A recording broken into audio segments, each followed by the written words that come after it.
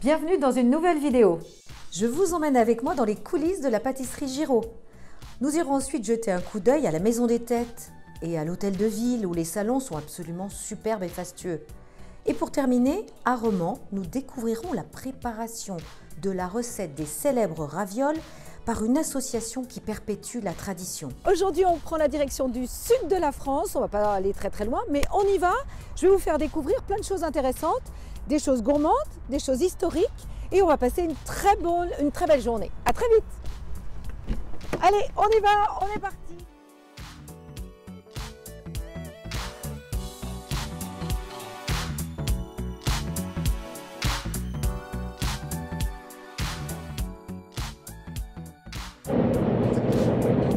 Nous sommes bientôt arrivés à destination. Aujourd'hui, c'est cap sur Valence et nous allons en premier lieu découvrir comment on fabrique le célèbre Suisse. Est-ce que vous savez ce que c'est ?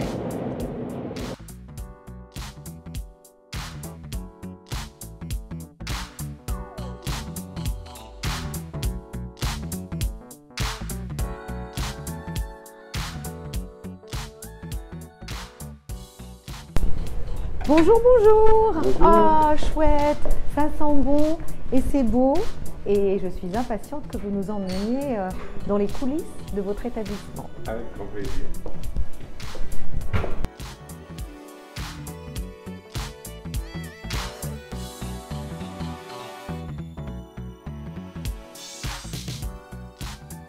Jean-Charles Giraud, merci de nous accueillir chez vous et pas que dans la boutique puisqu'on est dans l'atelier, c'est l'antre du chef, du grand pâtissier et nous sommes ravis de découvrir la spécialité de Valence, le Suisse. Le Suisse. Alors là, nous sommes avec une armée de gardes suisses, mais qui ne sont pas très méchants puisqu'ils sont en pâtisserie. Racontez-nous un peu depuis combien de temps votre famille, votre papa et vous-même, vous faites des Suisses.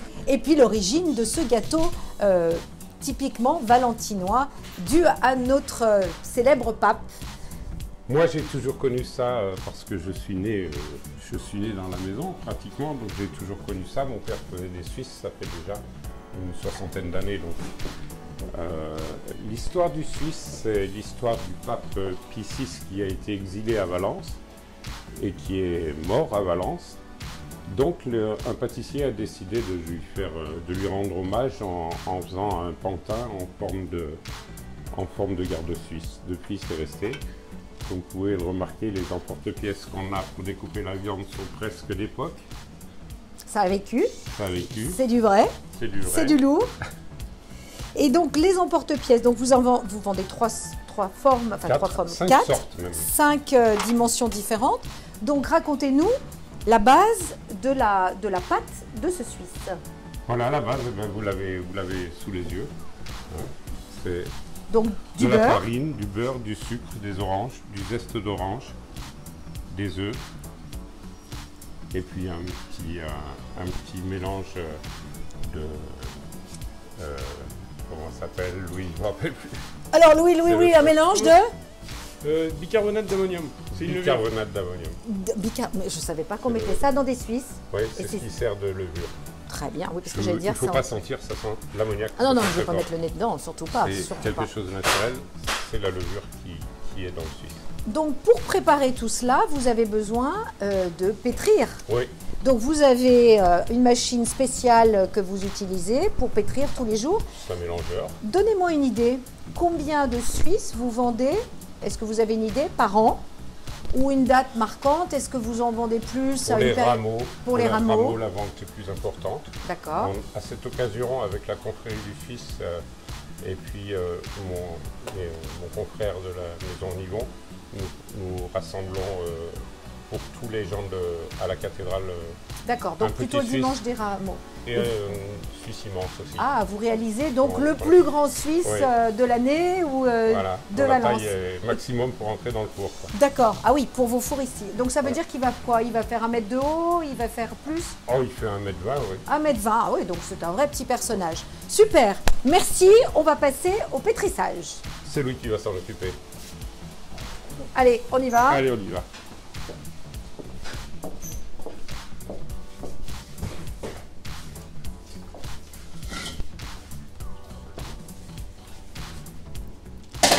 Donc ça, c'est une machine qui a quand même vécu, on va dire. On peut dire. Donc votre papa avait créé cette boulangerie, cette pâtisserie. Pâtisserie, oui. Et donc vous avez la spécialité du Suisse, mais vous réalisez, on m'a dit, les Saint-Honoré sont exceptionnels, on m'a dit que... Oui, on vous a une étiez- partie chocolat aussi, on fait tout traiteur, on fait D'accord, beaucoup de choses. d'accord. Donc là, beaucoup de beurre, on en parlait tout à l'heure quand même. Moi, le beurre dans les pâtisseries, c'est un peu obligatoire, hein. C'est surtout super bon. Et à Valence, on est la limite entre la cuisine au beurre et la cuisine à l'huile. Oui, mais nous on est resté un peu quand même plutôt sur le beurre. Plutôt sur le beurre. Eh ben, écoutez, dans la pâtisserie, un petit peu de beurre, ça ne fait pas du mal à personne et c'est excellent. Donc on pétrit combien de temps? Là, on va tourner 2-3 minutes le beurre, le sucre et les oranges confites. Donc orange confite, on en met beaucoup pour que Oui. c'est suffisamment de goût. C'est-à-dire pour un Suisse, est-ce que vous avez un Suisse classique de 450 grammes? Vous mettez en gros quelle est la quantité de zeste? Peut-être 60 grammes pour un 60 grammes. Je pourrais pas vous dire exactement. D'accord. Et ensuite, quand vous le mettez au four, combien de temps est-ce qu'il doit cuire? Ça dépend de la taille. D'accord. Entre un quart d'heure et 25 minutes. D'accord. Et quand on achète un Suisse, combien de temps se conserve-t-il bien fermé dans son sachet? Je connais des gens qui en ont mangé un mois et demi après. Une D'accord. fois qu'il est entamé, il faut finir, mais en général, il n'y a pas de problème. Oui, j'allais dire, en général, les gourmands ne traînent pas et terminent le Un mois, Suisse très un mois et vite. demi, ça Super. ne bouge pas. Petite question, les yeux, grain de café toujours? Un café. Toujours, d'accord. Et vous avez décidé de ne pas mettre de bouton à la redingote? De raisin. Oui, Oui. d'accord. Mais ça se fait aussi. Mais ceux-ci ne sont pas terminés. Ça se fait aussi. Alors, on va vérifier la recette. Donc, pour un Suisse de 450 grammes, on est bien d'accord, vous pouvez la redire avec moi, donc de la pâte brisée, du beurre, du zeste de citron et d'orange, les deux, ou que Oui. d'orange, Orange confit, orange confite, sucre, sucre levure, des œufs. et des œufs.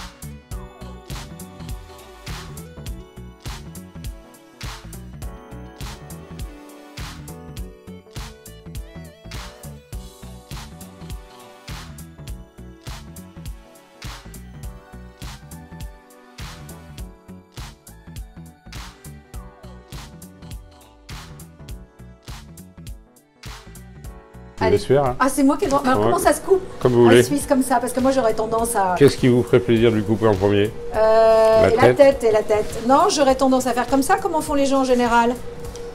Oh là là, comme c'est tendre.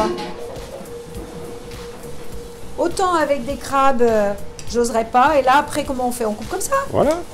Allez. Donc là, c'est le meilleur moment, c'est la dégustation. Super. Alors, je goûte. Oh, dis donc, c'est tiède.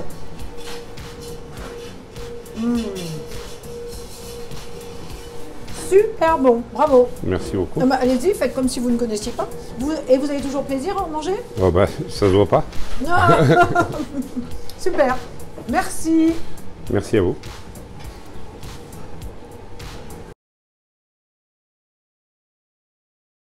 Bonjour Cécile, donc vous êtes là pour nous parler de cette célèbre Maison des Têtes. On est tout près de la place des Clercs à Valence et nous sommes absolument impressionnés par cet édifice grandiose où justement un certain nombre de têtes ont été endommagées. Dites-nous en plus et merci de nous accueillir dans votre ville. Je vous en prie, bonjour Anne. Alors effectivement ici nous sommes devant la Maison des Têtes. On l'appelle la plus belle maison de Valence, hein. Vous comprendrez pourquoi, parce qu'elle a énormément de décorations, avec notamment ces têtes qui sont au dernier niveau, hein, sous la toiture, et qui représentent les vents. Vous voyez qu'ils ont les joues gonflées, le nez et la bouche qui sont en train de souffler et ils ont leur nom marqué dessus, les 4 vents cardinaux représentés ici. Alors on va entrer et là le lieu est super privé. On va se retrouver dans un escalier étroit et on va pouvoir découvrir les intérieurs de ces lieux qui ne sont pas habituellement ouverts au public. Allez go, on y va, on vous suit.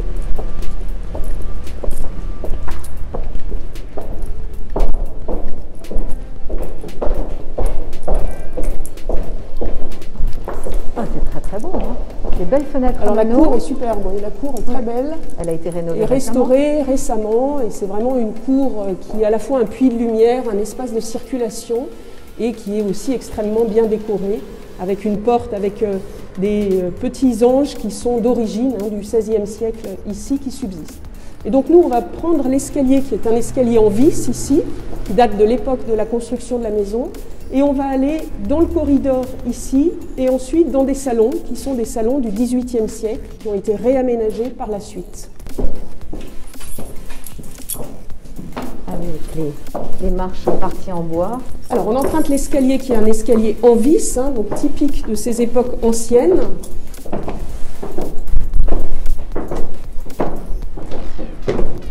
Là, vous voyez qu'il y a un joli noyau central avec toutes ces marches qui sont décalées. Vous allez voir que la maison n'est pas en très très bon état, notamment le corridor dans lequel on va rentrer.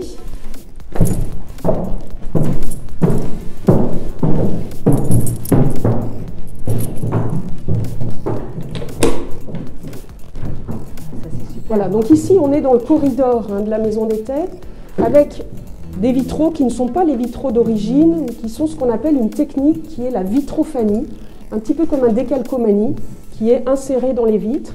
Et donc on a une vision sur la cour et on voit bien les sculptures qui sont en face dans la cour de la maison. Donc en fait c'était une sorte de galerie de circulation. Exactement. Et on pouvait jeter un coup d'œil et voir qui arrivait. Ouais. Quel était le visiteur? Était-il annoncé? C'est un monument qui a été classé monument historique en 1944. Et depuis, il y a eu des campagnes de restauration, essentiellement sur l'extérieur.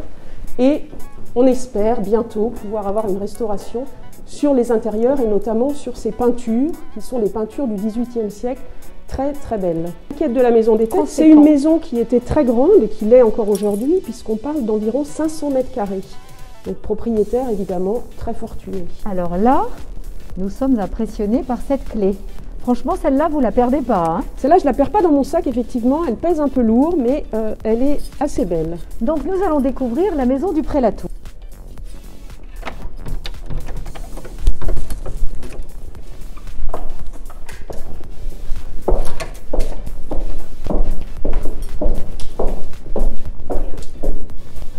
Voilà, donc ici, on est aussi dans une maison d'époque de la Renaissance, avec surtout cette très belle montée d'escalier.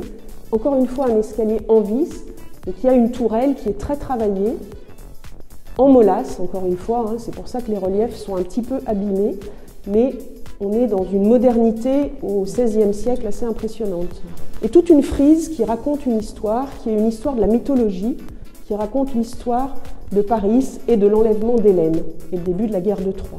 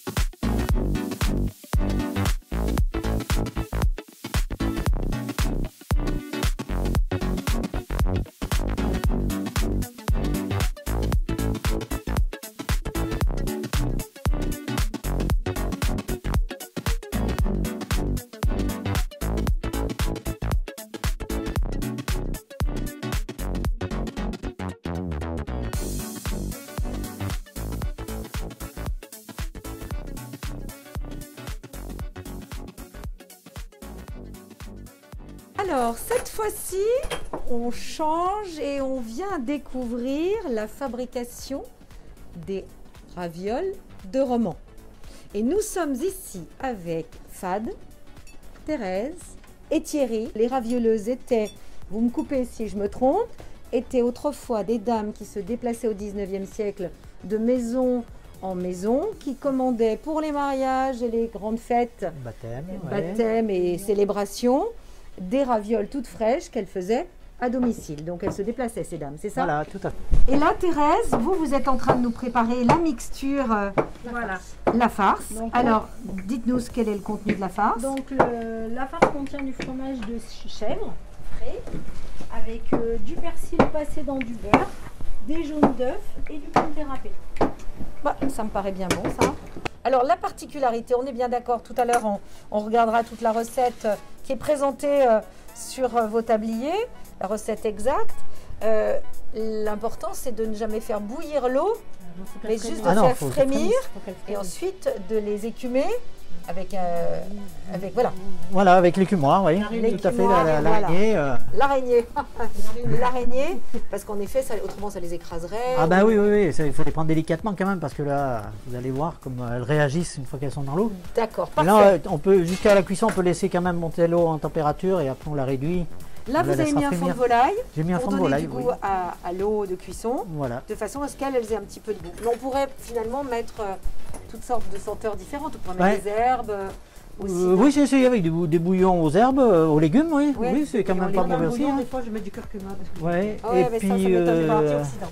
Exactement. Et des fois, quand on n'a pas de bouillon, on met un morceau de beurre. D'accord. On met un morceau de beurre pour éviter qu'elle se colle à l'intérieur. D'accord. Et donc là, vous cuisinez exclusivement à l'huile de noix? Pour la fabrication, oui. Ouais. Oui. Parfait. Alors ça, c'est un joli petit travail. Mais oui, parce que là, on dirait que vous êtes en train de nous réaliser un petit collier. Et après, vous allez les découper. Vous allez voir. Ah, voilà. Je suis toujours impatiente. Alors là, par contre, vous aviez le coup de... Thérèse va vous coacher. Allez, Thérèse. Ah là, il faut prendre le couteau pour faire des petits... Ah bon. Il faut prendre les deux en même temps. Ah, d'accord. Ok. Alors un tout petit peu.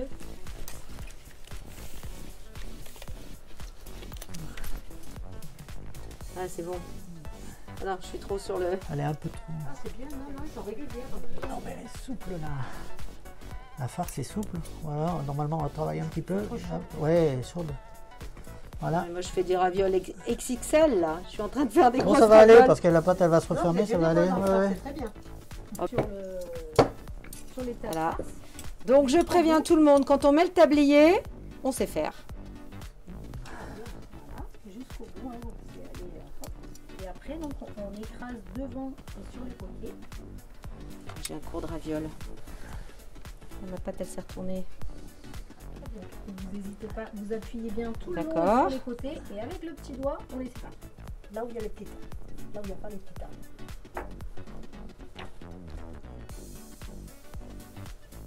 Ça, voilà, je suis devenue une ravioleuse. Voilà. On verra au bout de la centième. Ah, d'accord. Et là, Après, ça va finir de les souder avec le... Devant et sur les côtés, vous les séparez.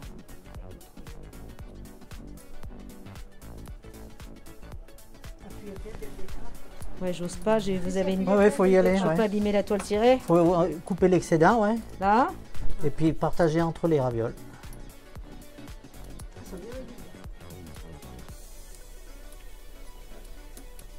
Oh là là. Magnifique. Bon, alors là, il y a la pro et là, il y a les miennes. Non, c'est bien.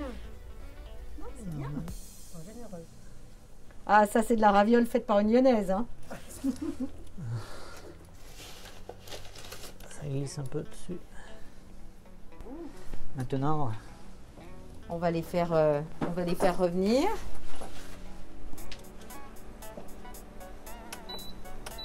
On t'a pris mon tablier en fait.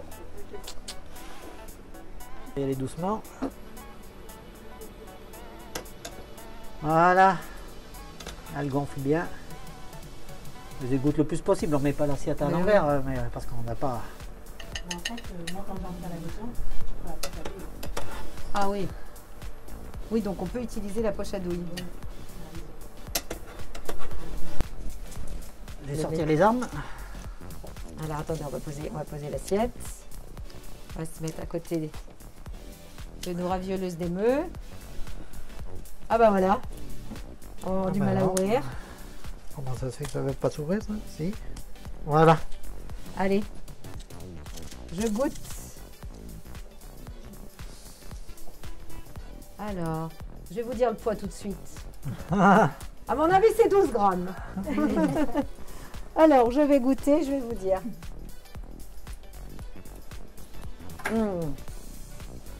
Parfait.